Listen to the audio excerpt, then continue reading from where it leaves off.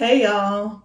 I wanted to make a video recording of my testimony for the 21-day challenge and kind of drop in some pictures and possible videos of me working out. But I wanted to thank everybody who cast a vision for this 21-day challenge and who encouraged me and us to just keep moving.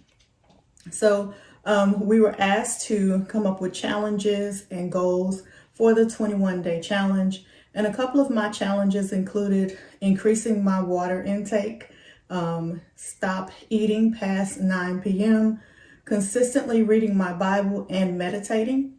And then a couple of my goals were to lose weight, to get tone, to gain more energy, to sleep better, and to have a better mood control. And so we were also asked to give up something for the next 21 days.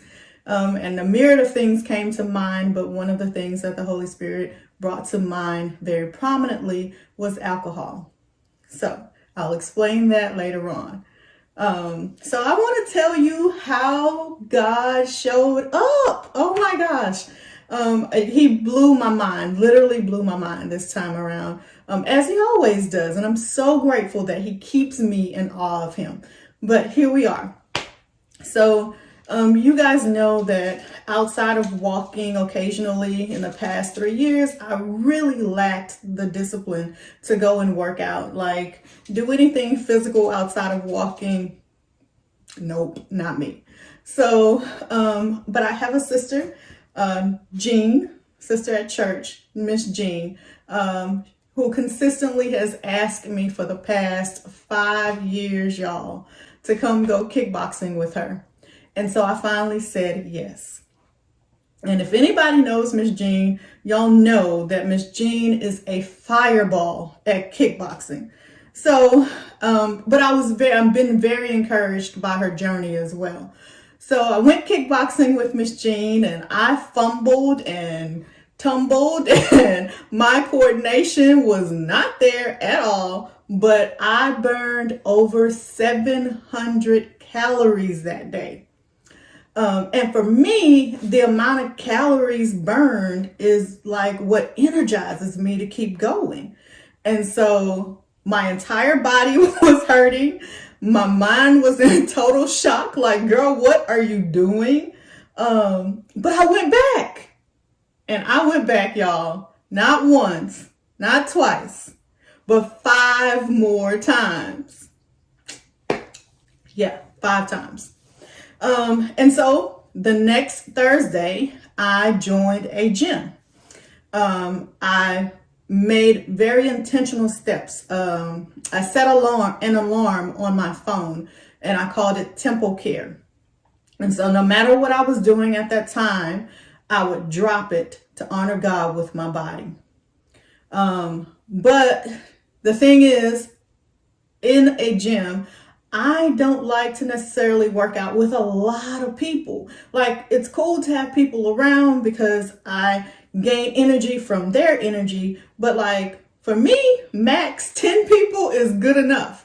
But this particular fitness center I joined could have a minimum of 15 people during their peak times. So I had to be very strategic about the time that I showed up and made sure that I had that time available during the day. So, but I also knew that if I was going to join a gym, I had to make sure that there was structure. I didn't want to go in and waste my time. I wanted to be the most effective time that I had and that I was doing the exercises right. Because, you know, if you don't have your form right, you can seriously injure yourself. So I joined this gym, and that Friday I went in to go work out. And here's how God keeps blowing my mind even more beyond me actually joining a gym, okay? I showed up, and it was just me and the trainer. Like, nobody was there. It was just me and the trainer. And he said to me, he said, well, since you're the only one here, what do you want to listen to? My first mindset, my first response was Christian rap. So he turned on a little KB, a little Andy Mineo, a little Tadashi, and I worked out the entire time. And I had a good time. Now, I cannot say that it was easy, but I did it. I was active for 30 plus minutes of the day. I was active, fully active. And so a couple of days later, this particular time, I didn't want to go. I didn't want to show up at the gym, but I did. I showed up and it happened again. It was me and the trainer. And what happened? They asked me, what do you want to listen to? Christian rap, of course. But this particular day, the Bible verse was Psalms 145:15. And God showed himself as the provider he is. That day, I also got to listen and pray for my trainer and her family. You see, her husband had just lost his job from 16 years of working.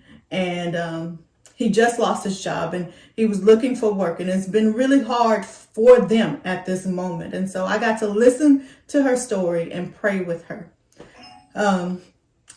So I told you guys that I struggled with eating past 9 p.m.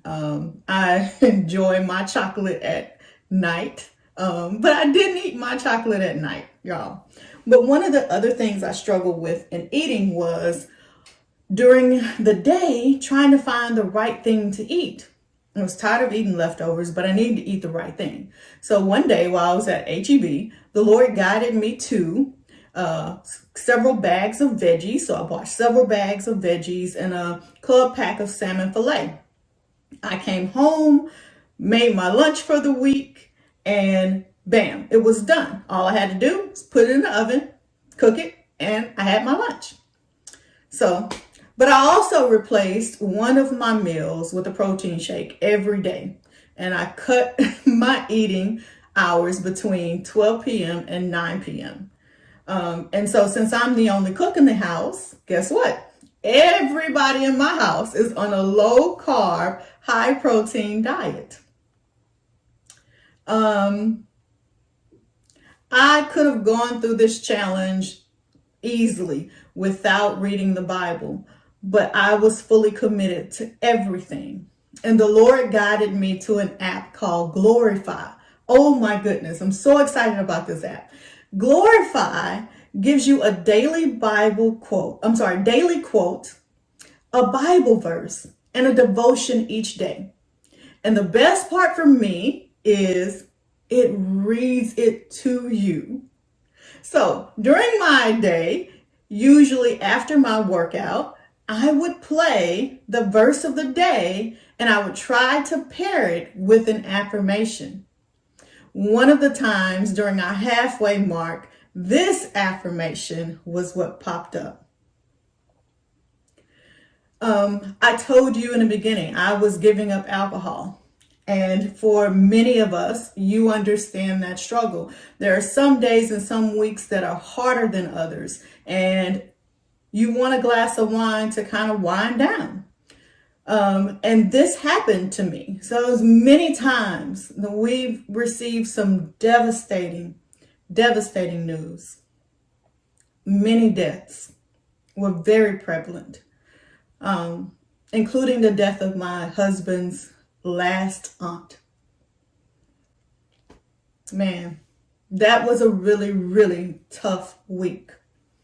And while the temptation was very, very great that day, very great that week to just go and grab a glass. It's just easy. Grab a glass, pour it up, take a couple of sips. That easy. I chose not to do it. And the Lord reminded me that my refusal was not in vain. So every day, for 21 days, I showed up for myself. And every day, for 21 days, God showed out.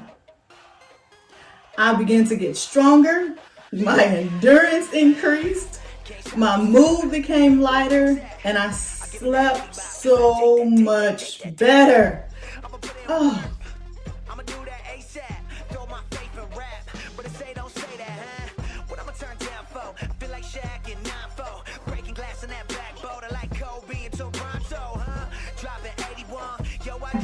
faith in God, it has grown and it has gotten so much sweeter. My time with God has gotten so much better. Oh my goodness. I'm so proud of myself for changing and growing. But I'm so grateful to God for giving me the strength to honor my commitments. So that was my testimony of how God showed up in these last 21 days. As you can see, I got my workout clothes on now. So I gotta go. I gotta go put in some more work, because while these 21 days are over, my commitment to myself and to God has not completed. It is not finished. I haven't crossed the finish line. So I'm going to get to it and I'm going to put in the work.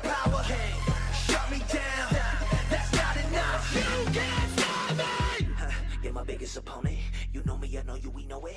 Whenever I